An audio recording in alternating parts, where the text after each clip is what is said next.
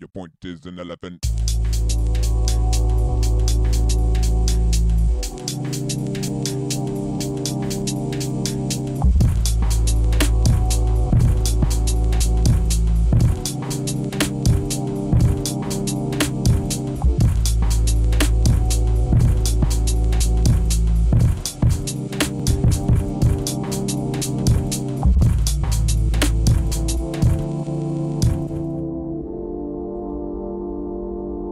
Halo, bersama dengan Denny Sundawi, kita akan ngebahas tentang sharing-sharing tentang Canva. Canva banyak digunakan oleh desainer yang profesional atau desainer yang pemula juga karena pengerjaan cukup cepat. Yang kedua, mudah dipelajari. Beda dengan kita belajar tentang AI, Photoshop ataupun Corel yang lebih intermediate gitu atau lebih di atasnya gitu. Karena kalau kita belajar Corel, kita betul-betul belajar tentang basicnya apa gitu kan, butuh proses dan butuh waktu dan butuh karena sistemnya cukup variabel, jadi cukup rumit gitu. Yang kedua adalah Canva sangat membantu bagi desain-desain yang baru mulai belajar atau pemula gitu. Canva didirikan di Australia ya, tahun 2012. Ada yang kalau di situs Canva tersendiri ya tahun 2013 merupakan sebagai solusi yang cukup mudah dan cukup cepat yang tidak terlalu banyak cukup lama. Tapi Canva menggunakan sistem template. Di situ banyak menjadi contoh desain yang sudah jadi, layoutnya yang sudah disediain, kita hanya merubah sedikit-sedikit atau merubah, tidak membuat secara custom. Ada sih blank template-nya ada, tapi kita lebih disodorkan dengan template-template yang sudah ada, tinggal kita rubah dengan sedikit-sedikit dengan sedikit atau rubah banyak, tapi kita tinggal mengatur aja dengan sesuai dengan kita. Di situ banyak disediain tentang poster, tentang header Facebook, tentang feed IG, story IG, bahkan sekarang ada video slide. Jadi kita lebih mempermudah untuk jadi Canva itu sangat membantu untuk konten kreator ya, atau semacam penjual online untuk feed IG, header Facebook atau thumbnail YouTube. Nah, tapi balik lagi ke kitanya, idenya gitu. Ini pikirannya atau insightnya. Canva adalah semacam tool kayak Photoshop, kayak AI, kayak yang lain-lainnya. Tapi kembali lagi ke kitanya untuk membuat sebuah desain gitu. Apa perbedaannya Canva dengan desain tidak menggunakan Canva? Kalau desain Canva kena mode template, pasti banyak yang memakainya.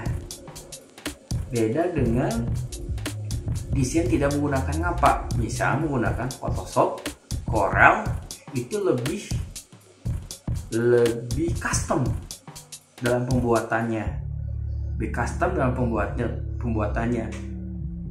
lebih dari di awal, dari proses bikin layout, elemen desainnya, dan yang lain-lainnya. Begitupun logo. Kalau teman-teman bikin logo di Canva, oke, sudah ada tersedia logonya, template-nya, kita rubah sedikit dengan keinginan kita, terus jadi sebuah logo perusahaan kita atau usaha kita. Tapi karena ini modelnya template, jadi banyak memakai unsur elemen desain tersebut. Takutnya usaha teman sudah oke, berkembang pasar, cabang di mana-mana, lupa tidak dihaki atau didaftarkan misalnya logo tersebut, ada logo yang hampir sama, bisa menjadi sebuah masalah kemudian harinya. Beda dengan logo yang dibuat secara tidak template, karena dia berpikir tentang filosofi perusahaannya, dia tentang riset warna, font juga, terus dia benar-benar mengambil elemen desainnya yang secara original. Apabila terjadi suatu hal kemudian hari, tidak akan jadi masalah karena itu benar-benar original dari pembuatan desainer logo tersebut, karena logo tersebut dalam perwakilan dari perusahaan teman-teman gitu. Bedanya di situ.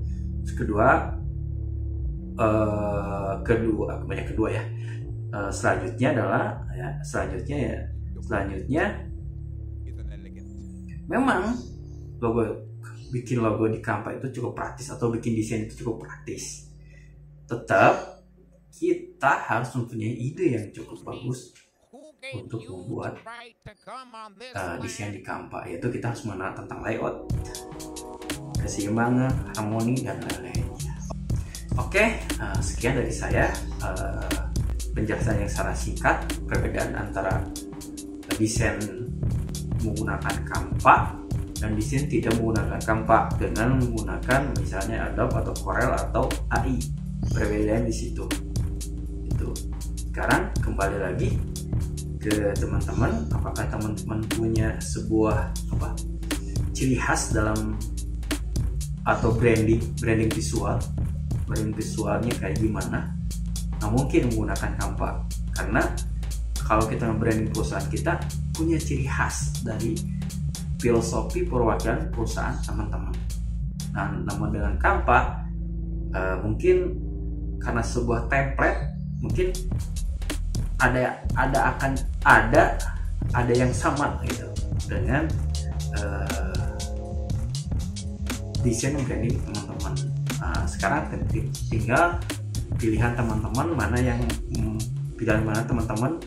mana untuk membuat sebuah desain gitu. Untuk cepat mungkin menggunakan Canva, misal bikin konten post IG untuk misalnya post IG gitu kan, feed IG gitu kan, tiap sehari 3 kali untuk post misalnya, atau story mungkin.